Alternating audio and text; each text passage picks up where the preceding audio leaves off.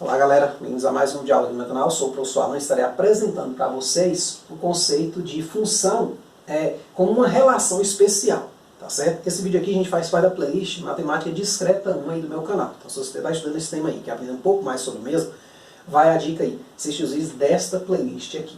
Então gente, se você vem acompanhando os vídeos aí do canal, né, sabe que esses vídeos dessa playlist aqui, elas têm um foco mais voltado para as pessoas que vão atuar aí nas áreas de computação. Tá certo? Então, é mais voltado para quem vai programar, utilizar esses conceitos aí dentro da programação. Muito embora, eu diria que 80% do que eu estou falando é bem geral, mas às vezes eu dou sempre exemplos dentro dessas áreas aí, beleza?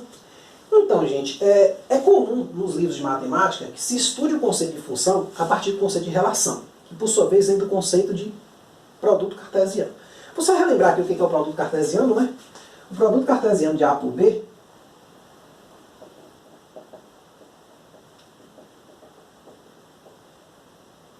o produto cartesiano A por B, ele é definido da seguinte forma.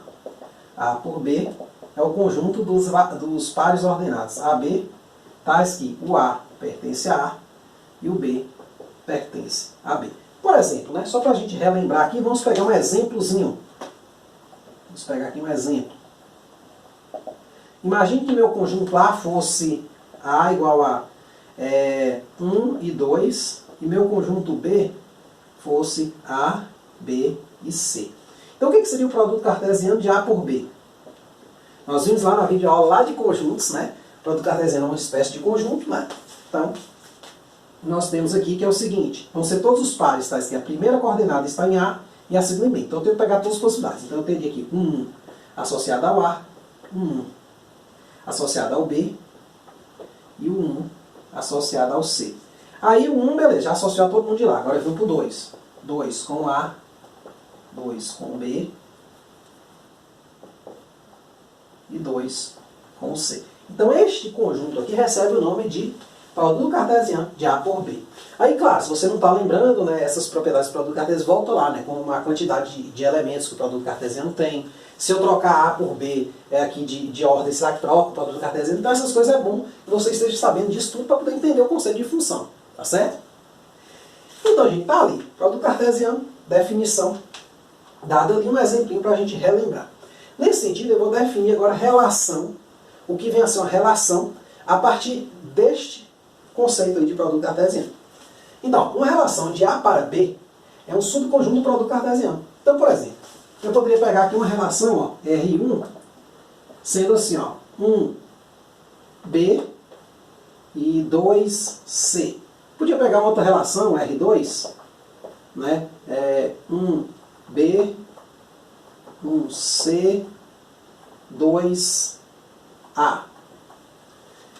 Então, estão aí duas relações, né? Perceba que todos esses caras aqui, ó, esse elemento está aqui no produto cartesiano, esse está no produto cartesiano, então essa relação aqui, de fato, é uma relação de A para B, porque esse conjunto aqui, R1, é um conjunto de A cartesiano B. A mesma coisa aqui, ó. 1B está aqui, 1C está aqui, 2A está aqui. Então, de fato, esta aqui também é uma relação de A para B.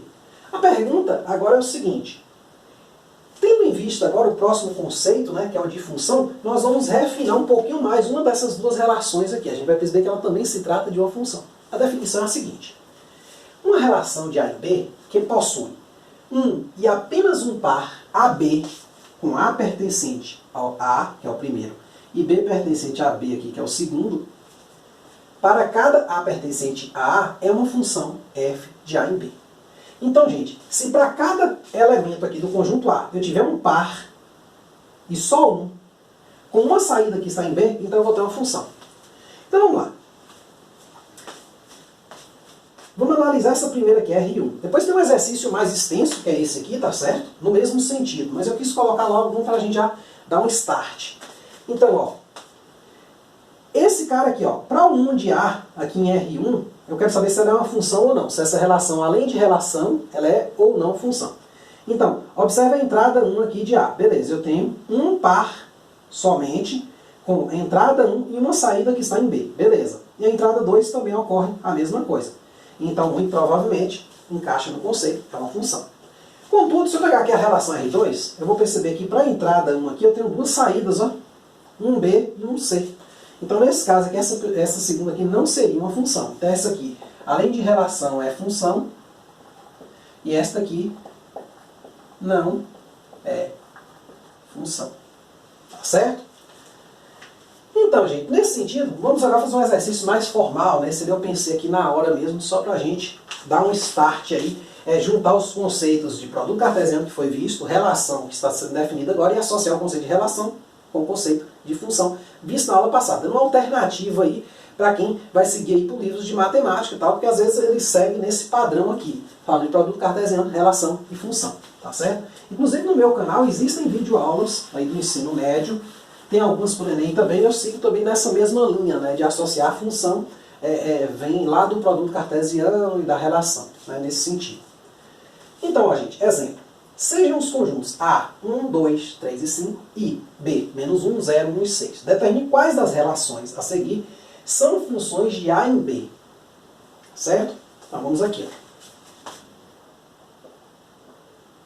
Ó, nesses primeiros exemplos, quando a gente está aprendendo, é interessante você fazer um desenhozinho, tipo que eu fiz na primeira aula, né? Que é tipo uns diagramas onde você explicita A, explicita B e bota umas setinhas de A para B. Vou fazer um exemplo nesse sentido. Pelo menos os primeiros, né? Se a gente vê que está ficando cansativo, a gente dá uma pulada.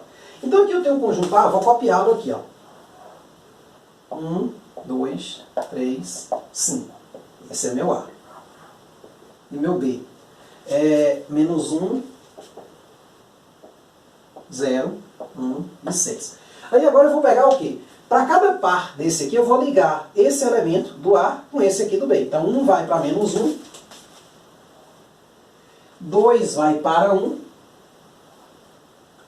3 vai para 0 e 5 vai para 6. Eu lhe pergunto, satisfez essa definição aqui ou não?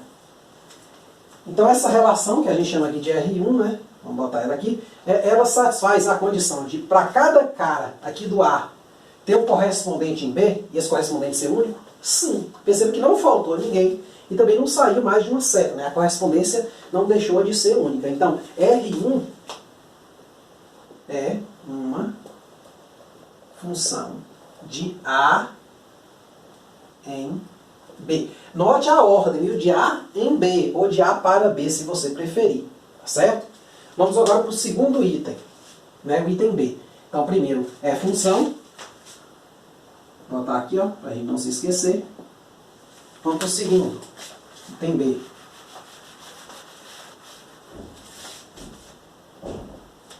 Então, item B, ó.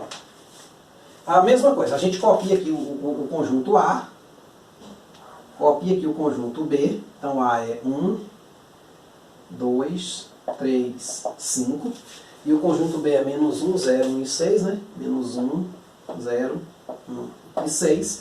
E aí a gente agora faz todo o ritual, né? A gente pega para cada par que tem aqui, a gente une o primeiro com o segundo. Então 1 vai para o 0, o 2 vai para o 1,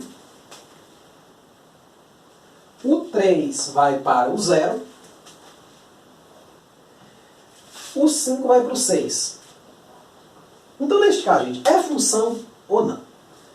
De novo, vamos voltar na definição. Para cada cara de A, tem que ter um par. Isso significa dizer que não pode sobrar ninguém de A, e esse par tem que ser único. Aí você deve falar assim, professor, não sobra ninguém e tem um cara lá, mas, poxa, o 1 e o 3 estão indo no 0. Isso é um problema, não é função não. Cuidado. A unicidade, ela parte daqui para cá.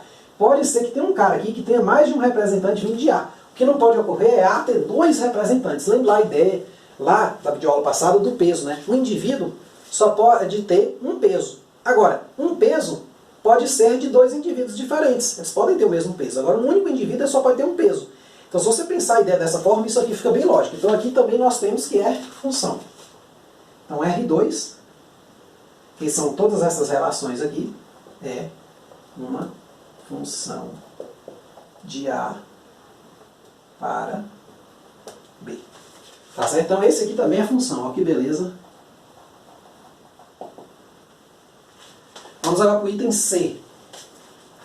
Então, qualquer dúvida é só voltar o vídeo. A vantagem da videoaula é essa, né? A gente pode voltar.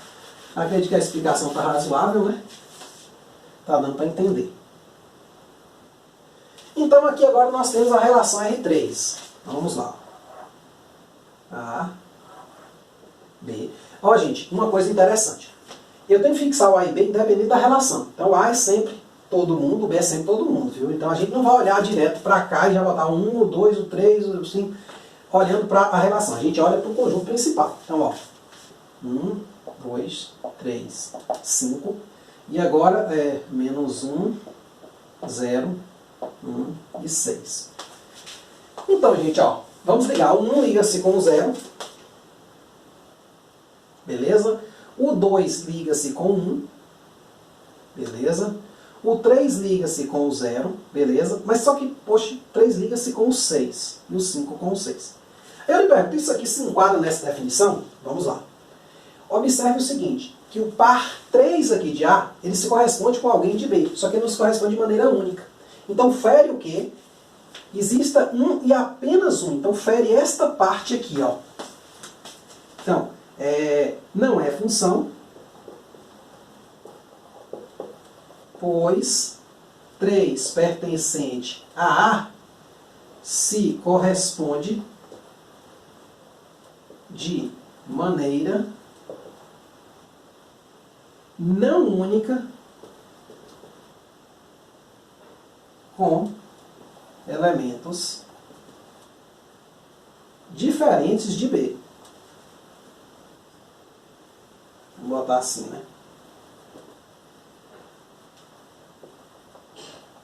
E isso aí fere o princípio aqui, porque para cada cara de A só pode ter um par. E, por exemplo, no caso do B, nós temos aqui o seguinte, ó, nós temos 2 pares, ó, para o 3. Então isso não é permitido. Falhou por causa daquilo ali, daquela presença daqueles 2 pares. Certo? Então, este caso aqui não é função. Certo? Vamos agora à relação R4.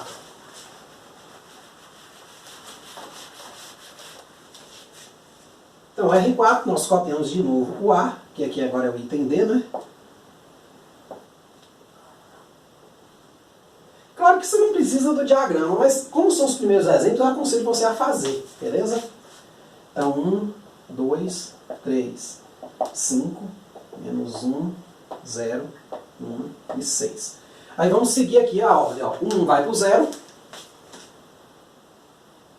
o 2 vai para o 1 e o 3 vai para o 0. Aí eu pergunto, é função ou não? Olha, todo indivíduo de A tem que ter um único par que se corresponde com ele. Mas aí você vem aqui para o 5, ó. Quem é o par que se corresponde com o 5? Ninguém. Então não é função. Não. Né? Vou botar assim, ó. Não é função, pois, né, 5 pertencente a A não se corresponde, vou botar assim, né, com nenhum elemento B pertencente a B. Ou seja, não se corresponde com nenhum elemento de B. Então é aquele caso, foi função porque faltou, né?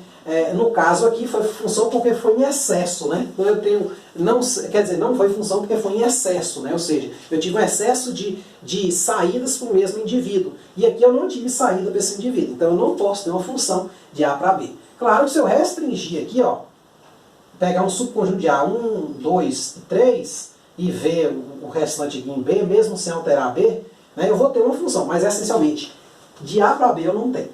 Tá certo? Então vamos agora a outro exemplo, ó, item R5. Então, esta relação aqui, né, R4, não é função também. Por quê? Porque o par 5 não teve ninguém. Né? Quem é a saída dele? Né? Essa saída vai receber um nome especial, então não tem, né? Vou botar a interrogação ali, faltou. Né? Então, não é função. Vamos para o item E.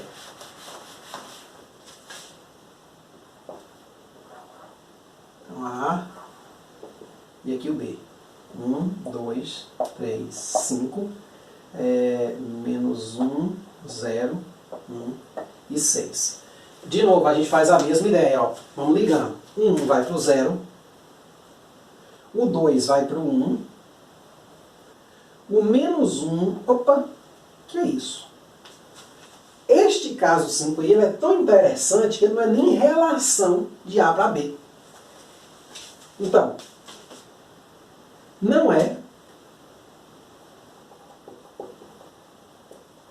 função de A em B e nem ao menos relação.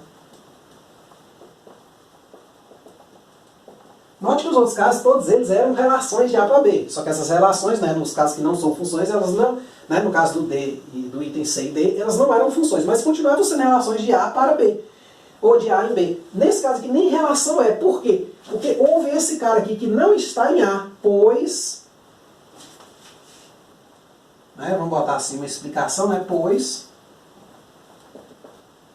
o par menos 1, 0 é tal que menos 1 não pertence a A. Fiz questão de incluir esse exemplo aqui, porque às vezes a gente, né, também não consegue identificar o que é uma relação. Uma relação é algo que é um subconjunto. Então, se você tiver um elemento que está nesse candidato a subconjunto, que não está no conjunto principal, ele não é mais subconjunto. Tá certo? Então esse aqui também não é função. A explicação é esse cara aqui, ó. Ó, gente, quando eu boto não é função, entenda, não é função de A em B, viu? A gente tem que entender isso, né? A função, ela sempre vem precedida de conjuntos nos quais eu estou operando ela, estou considerando ela, tá certo? Então, cuidado aí. Sempre naquelas frases não é função ou é função, é sempre assim, é função de A em B, tá certo? E agora, o item F. Né? Então aqui nós temos, né, nossa relação R5, não é função. Então agora nós temos o item F.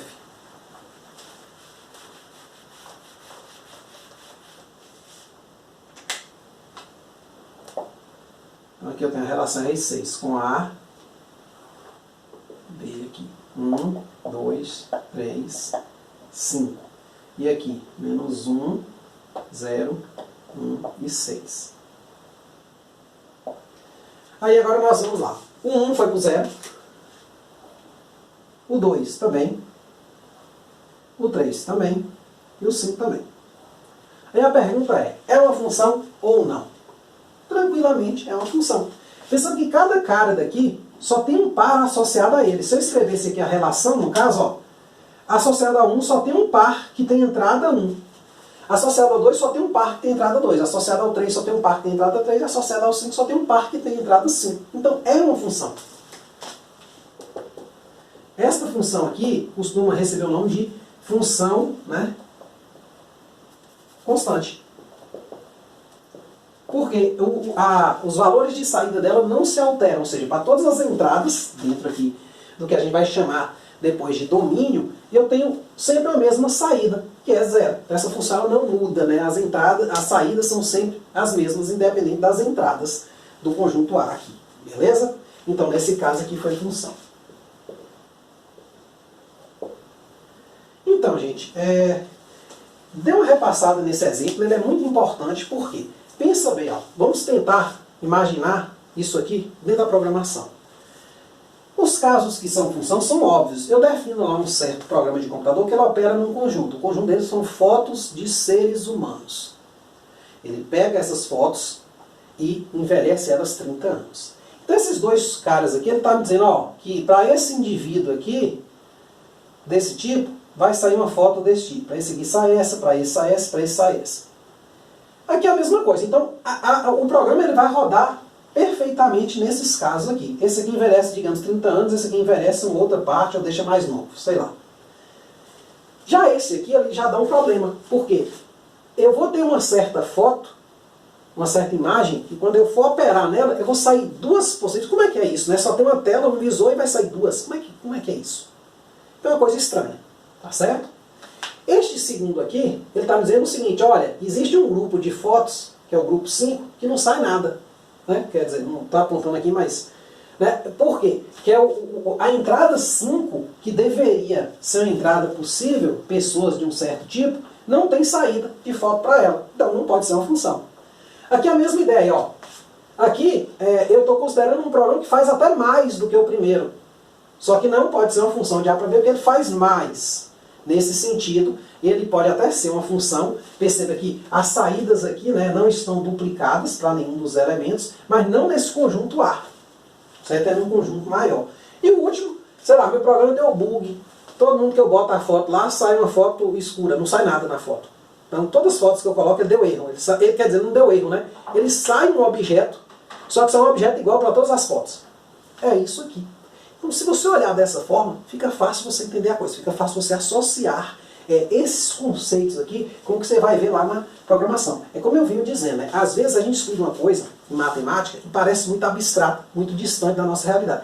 Mas se você olhar, a matemática é a que está mais próxima, eu diria. Ela é extremamente lógica, principalmente considerando aí a área de programação, tá certo? De computação e sistema da informação. Beleza? Então é isso aí. Espero que vocês tenham entendido, espero que tenham gostado. Qualquer dúvida, gente, é só colocar nos comentários. Muito obrigado. Até a próxima.